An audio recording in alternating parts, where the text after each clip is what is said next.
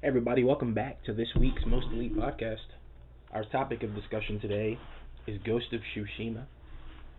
Just recently released PlayStation exclusive. It takes place sometime during the first Mongol invasion of Japan, and it puts you in the shoes of a man named Jin Sakai, the titular Ghost of Tsushima.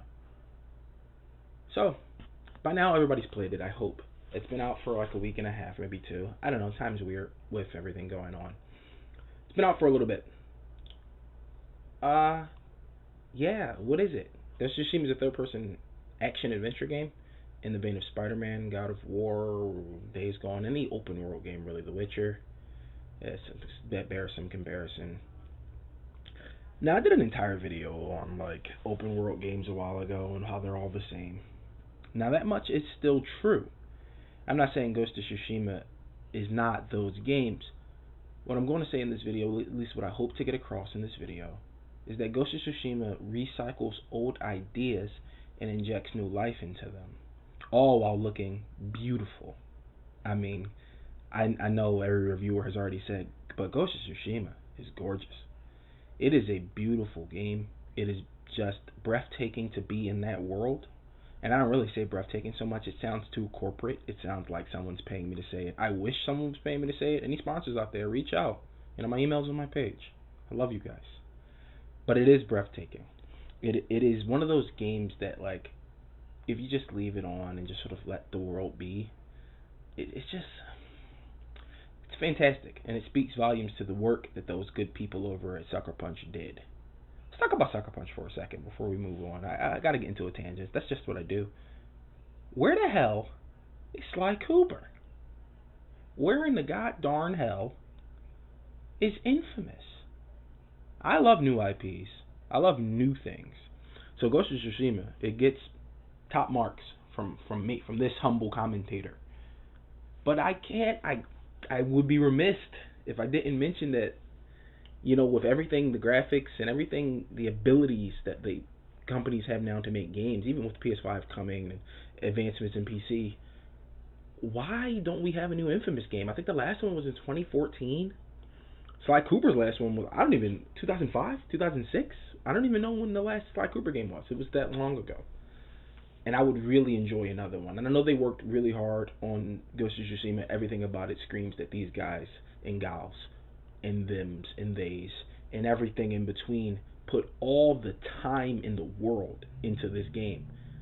Still would have liked another Sly Cooper though. I mean, I just gotta throw that out there. That's just me. I really would have enjoyed the new Sly adventure. Is Ratchet's getting a new adventure? Ratchet's getting a new adventure. I don't know. Whatever. Whatever. Ghost of Tsushima is amazing. Let's break it down into points, I suppose. I don't write anything for these, as everybody knows. I just sort of talk and hope people care. That's awesome. Sometimes I marvel at this. Anyway, Ghost of Tsushima. We've already talked about how beautiful it looks. So graphics gets top marks. It's phenomenal. It really is. Oh my god, one thing I gotta mention about Ghost of Tsushima that I think stands above everything else. The loading times. There are virtually no loading times in Ghost of Tsushima. Even when you fast travel, you'll probably be able to read half of one hint, the loading screen hints, before you're at your next location. Bang up job by those guys over at Sucker Punch to make it a seamless experience without loading. Even when you die, you load right back in. You go traverse a new area. It's all one big map, so there's no loading doors to go through. Everything is just in front of you. Some things are blocked off by story missions, but past that, you can do pretty much anything in this big sandbox.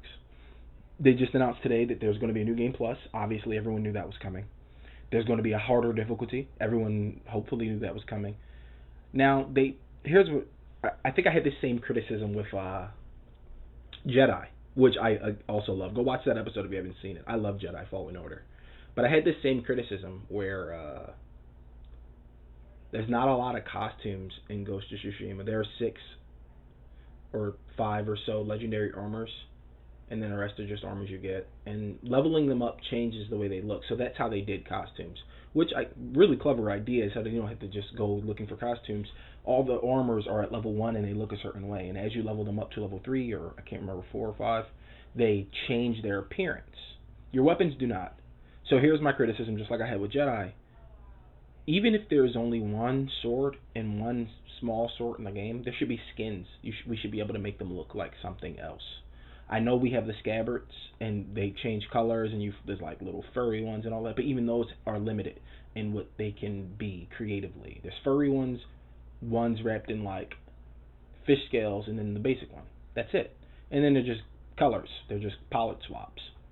I don't know. I don't know. I don't know how I feel about that. I feel like maybe give us some skins. Maybe let me hold an emerald green sword, or one that's on fire. That doesn't. It's just cosmetic. I know there's a fire attack, like a ghost skill in the game where you can set your sword on fire. But let me look cool. I mean, the game already looks amazing, and they already put so much work in. And I know it's going to get updated. I know all these games constantly do. I remember I did the Days Gone podcast, and I talked about how there's like 5 costumes that you wear in the story, but there are none in the game. And shortly after it was updated, and they put all those costumes, you can just wear them. That's how it should be done. So it's no doubt in my mind that Ghost of Tsushima will do something similar. But with open world games like this, there has to be skins. Spider-Man 2018, only like 20 of the costumes change your powers. The rest of like 70 are all skins, and even if they don't do anything, you look amazing wearing them. You're doing your same powers or skill set how you had it set up, but you like, oh damn, I'm Ghost Rider Spider-Man. Even it does nothing. It's just a cosmetic. But everybody knows that like the true end game of games is how you look. You got a glamour hunt. And Ghost of Tsushima, while it does offer tons of different color palettes and color swaps, that's not costumes. Star Wars did the same thing with the ponchos. Whole bunch of ponchos that just looked with different colors, but they are not costumes. They added the one-story costume recently in Jedi, which I commend them. But why don't I have Obi-Wan's robes? Why can't I look like Anakin? Well, I know probably there's licensing there. Even if I can't look like the movie characters, give me some Star Wars memorabilia. You guys obviously worked with Lucasfilm and Disney to make the game. Give me something. Give me something. Let me look sick. Let me look like a bounty hunter. Let me look like somebody. You know what I mean? So Ghost of Tsushima has that same problem where you can customize your armor and things like that as you see fit, but the customization is lacking. And I get it. The customization is not the main focus of the game. It's just something to add some spice of life, and that it does that just fine. But I don't know. I platinumed the game. I'm not boasting. I did everything in the game. And when you do everything in a game in the course of a few days, you're left. Then you can sort of see, well, what didn't this have, or what could be better, and that's how I sort of form my opinions. Like if I really love a game, like I did Control, I did a podcast on that. I did everything in Control, and I formed my opinion after I did everything, not before and not during, because opinions change only after you've completed an experience, and you at least video games. Can you really get a solid, like, okay, well, this could have been better or this could have been worse. Like, you can't judge a movie while you're watching it. You judge it after. It's the same thing. For video games, it just takes a little bit longer because games are, by their nature, longer. It took me 3 days to get everything in Ghost of Tsushima. That's 72 hours. There's no movie that's 72 hours long. So, yeah. So that's a criticism. Ghost of Tsushima needs more cosmetics. That's I think that'll be my only criticism, because everything else about the game is just stand out. The story is a serviceable samurai story. The combat is amazing. There are 2 ways to play Ghost of Tsushima. You can play it as the ghost, invisible, stealth, Assassin's Creed-y, if you will. There's some assassinations and everything. Or you can do it with honor as a samurai and challenge everybody out in the open and get into massive sword fights with tons of enemies who, in the later half of the game, are nothing to scoff at. They actually are pretty serious guys. So, I played the entire game stealth, and I never rode the horse. I talked about this in my Red Dead video. I don't know what it is. Something about like open world games. If they have traversal methods, I don't really want to use them. I'd rather just walk on the ground, or in the case of Spider-Man, just swing everywhere and don't fast travel, things like that. And I wanted to see the entire map.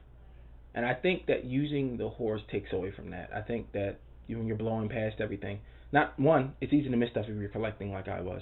2, you're missing all the details that the developers put into the game. Some of my best stories in solo games have been when I'm just walking along a road and some sort of event happened and it was amazing. So Ghost of Tsushima, I never used a horse, and I walked everywhere and ran everywhere, and I used all stealth combat. And I did all stealth combat because it felt more immersive. I think that's just true of the game. I think the game wants you to play stealth. Sorry about that sound. I think the game wants you to play stealth. I think it wants you to really hide and plan your attacks and get a feel of your enemy movement patterns when you're taking down a camp or doing a mission or whatever. There are like 4 or 5 points in the game where it forces you to fight in the open and forces you to play stealth. Only a few. And then the rest is completely dealer's choice, which is amazing. Because it's a lot of my friends like either a combination of both stealth and swordplay. Like they'll stealth kill a few guys if they get seen, then they go into the swordplay. Or, you know, they'll swordplay a few guys, but then they get tired of that and they'll hide. Both offers a variety of things to enjoy. Like all the skills perfectly complement one another. There's tons of skills to learn in the game. You can beat the whole game without maxing your character. I beat the whole game with a level 1 sword. I only maxed it out for the achievement to get the platinum, but I beat the entire game with my sword level 1. It's completely possible. And the reason it was possible is because I played the entire game stealth. I never got into sword fights. I never had to, except at the few points where the game makes you. And then I just used ghost tools and stuff, you know, like smoke bombs and explosives to really just sort of do those parts. I didn't really fight with the sword.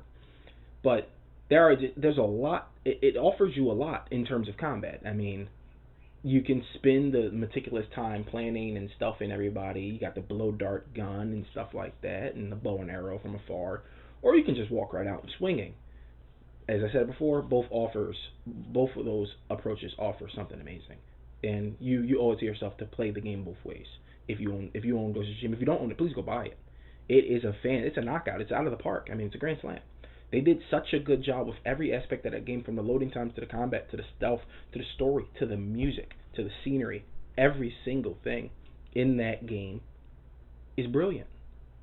You know, and the more I grow to appreciate the game, the more I'm like, gosh darn it, I really would have liked the Sly Cooper. Or I really would have liked the new Infamous. I hate to circle back to that, but I really would have. Hopefully they're making another one of those. You know, Ratchet's making a comeback. Xbox just did its showcase. Fable's coming back after all this time. Hopefully they do it right. Who knows? I don't care. I'm going to play it no matter what. Yeah, I guess Ghost of Tsushima. If you were on the fence about buying it or renting it or game sharing with a friend, don't be. Pick it up. You owe it to yourself. It's fantastic. Even if you don't get everything, even if you're not a complete lunatic like me and run across the entire map picking everything up, you're still going to have so much fun with that game. You're going to be patting yourself on the back for getting it for yourself. It's a little treat for you because it is fantastic. And I don't really have much else to say about it. This will be a short episode. I'll get a longer Let's Play of something or something later this week. But I just really wanted to come and tell you, please go play Ghost of Tsushima. Fantastic. Everything about it. Every single thing about it is it makes it one of the best games ever made. And I think while it doesn't do anything new, like we've seen this with The Witcher, we've seen this with Days Gone, we've seen this with Spider-Man, it reinvents those things in its own way, and it feels refreshing. It never felt boring. It never felt like, oh, I gotta go look at this question mark. The way they handled like things on the map, like there are fox shrines in the game. They could have just been all question marks that you go and find, but no, instead there's a fox that you can follow to another area of the game and lead you to the shrine. Now you can find the shrine without the fox and you still get the shrine, but they're pretty well hidden, and following the fox is normally an easy way to do it. But like stuff like that, that's a departure from what we know. It's the same thing what we know, but it's kind of in the middle. It's kind of far away, and I really like that. So do yourselves a favor, go buy Ghost of Tsushima. You will not regret it. You know, it got most of the podcast guarantee. That's from me. So go and pick it up. Anyway, that's this week's episode. I will be back this week again with. I've been playing Destiny 2. I finally got a PC worth talking about, so I've been playing Destiny 2. It's really fun. I know if you guys listen to my old videos, we talk about my relationship with Destiny. We'll do a video on that at some point. But I will be back this week with something. I got Ori and the Will of the Wisp. I'm going to play that and 100% it, and I'll be back with my review. I can't wait to talk about other stuff coming up. G4 TV is coming back. More on that whenever it comes out. We'll do an entire series on that. G4 was a lot of people's growing up. I know Adam Sessler and Morgan Webb, That was my youth. I would come home excitedly to watch like the meet the Cess or whatever the fuck. I loved it. Kevin Pereira, whatever. People like him, people don't. Attack of the Show was important. So if G4 is coming back, I hope they bring back a lot of cool stuff. Cold Monkeys was on G4. I loved that show. I know it's crass and dumb, but as a kid, it's awesome. And it was about gamers. It was about game developers. It was a show that made game developers the heroes of the show. That's cool, because game developing, while they make these amazing experiences, it's just a bunch of people in an office like drawing pictures and moving pixels. I know that's a very large reduction of what they actually do, a simplification, but that's not exciting. And to have an entire TV channel, G4, dedicated to people like that, that's amazing to me. So anyway, Ghost of Tsushima, go buy it. This week we got more stuff coming up. Thanks for stopping by this week, guys. I'll see you soon.